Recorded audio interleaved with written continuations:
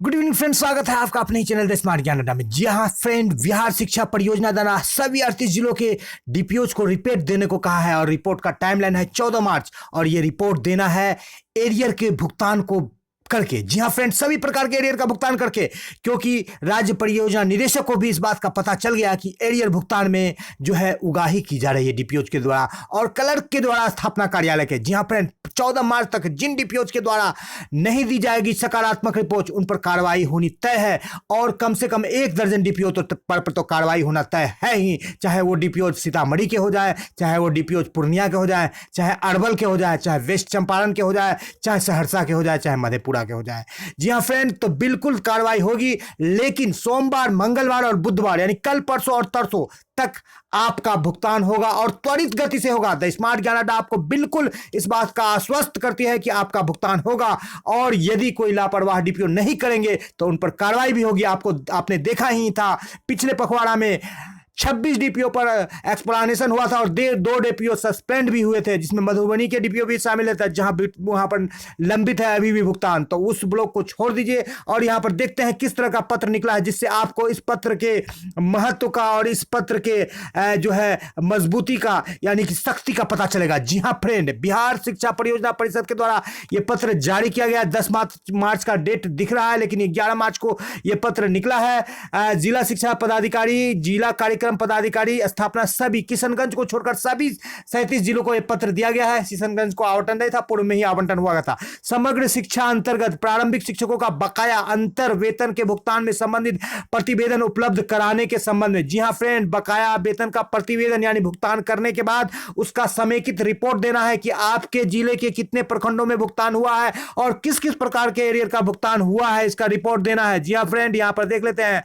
महाशय, उपर्युक्त विषय प्रासंगिक पत्र का संज्ञान लेना चाहेंगे। उक्त पत्र के माध्यम से समग्र शिक्षा अंतर्गत कार्यरत प्रारंभिक शिक्षकों का बकाया वेतन अंतर वेतन भुगतान है तो आपके द्वारा अधियाचित राशि राज्य कार्यालय के द्वारा दिनांक 20/2/23 को निर्गत कर दी गई थी, जो जिसमें त्रुटि हुई थी और 28 तारीख को राशि शो करने लगी थी। विभिन्न स्रोतों से ज्ञात हुआ है कि कतिपय जिलों द्वारा बकाया वेतन अंतर वेतन भुगतान अनावश्यक विलंब किया जा रहा है। बिल्कुल जी हाँ फ्रेंड, सीतामढ़ी पूर्णिया जैसे जिले हैं या और दर्जन भर जिले हैं, उसका नाम तो आपको गिना ही दिए हैं, अथवा टुकड़ों में भुगतान किया जा रहा है यहाँ पर 15% करके और सोचा ये जा रहा है कि मातृत्व अवकाश का, चिकित्सा अवकाश का या अन्य अवकाश जो है उनका भुगतान किया जाए उगाही करके खुर पुजाई के बाद। जी हाँ फ्रेंड, तो खुर पुजाई नहीं चलेगा, आपके प्रखंड में भी है यदि इस तरह की मैटर यानी कि कहीं भी पैसा लिया जा रहा है, बिल्कुल आप उसको बोलिए। द स्मार्ट ज्ञान अड्डा उस बात को पुख्ता तरीके से बिल्कुल मजबूती से उठाएगी और ऐसे लोगों को, ऐसे भ्रष्ट लोगों को बिल्कुल सलाखों के पीछे पहुंचाने का काम करेगी। यह स्थिति अत्यंत खेदजनक है। उपर्युक्त संदर्भ में निर्देश दिया जाता है कि संलग्न प्रपत्र में बकाया वेतन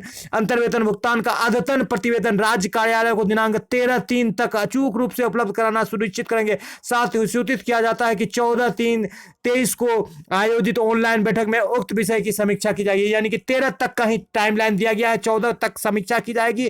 तो बिल्कुल चैनल में आपका भुगतान, हमारा भुगतान पड़ना ही पड़ना है फ्रेंड। 4.5 लाख नियोजित शिक्षकों का भुगतान पड़ना है, चाहे वो 9 प्रशिक्षित शिक्षकों का एरियर हो, चाहे वो हड़ताल अवधि का एरियर हो, चाहे मातृत्व अवकाश का एरियर हो, चाहे अंतर वेतन का हो, चाहे डीपीए का हो, चाहे ओडीएल का हो, सारे के सारे एरियल में जो है एरियर पर जो है यहाँ पर जो रुकावट लगा हुआ था, एक नया कृत्रिम बैरियर लगाया गया था, उस बैरियर को जोड़ का धक्का लगाया गया है और धीरे से, और ये धक्का लगेगा डीपीओ को और दर्जन भर डीपीओ तो जरूर इस धक्का के चपेट में आएंगे। जी हाँ फ्रेंड, यहाँ पर जो रिपोर्ट देना है उनको प्रखंड वाइज देना है, क्रम संख्या में सभी प्रखंड का नाम देना है जिन्हें बकाया का अंतर वेतन का भुगतान किया जाना था, यानी कि सभी जिलों को किया जा रहा था और जिन्हें भुगतान किया जा चुका है या नहीं जा चुका है। यहाँ पर शॉर्ट रिपोर्ट देना है, कितना भुगतान कितने ब्लॉक्स में होना था और कितने ब्लॉक्स में हुआ और कितने ब्लॉक्स में नहीं हुआ, यस या नो।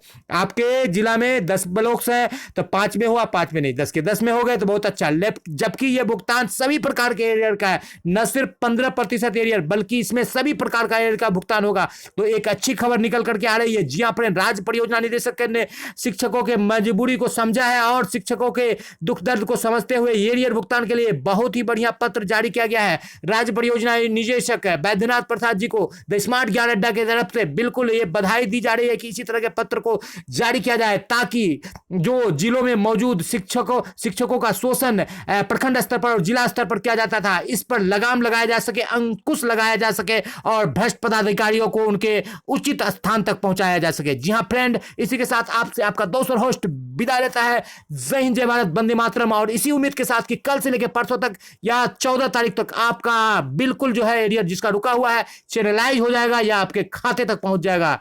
जय हिंद, जय भारत, वंदे मातरम। वीडियो को शुरू से लेकर अंत तक देखने के लिए आपका बहुत बहुत धन्यवाद। चैनल पर नए हैं या अब तक सब्सक्राइब नहीं किया है तो न पैसा लगता है न खर्चा लगता है, सब्सक्राइब कर दीजिए फ्रेंड, अच्छा लगता है। तो स्मार्ट ज्ञान अड्डा आपके उज्जवल भविष्य की कामना करता है। वीडियो को शुरू से लेकर अंत तक देखने के लिए आपका बहुत बहुत धन्यवाद।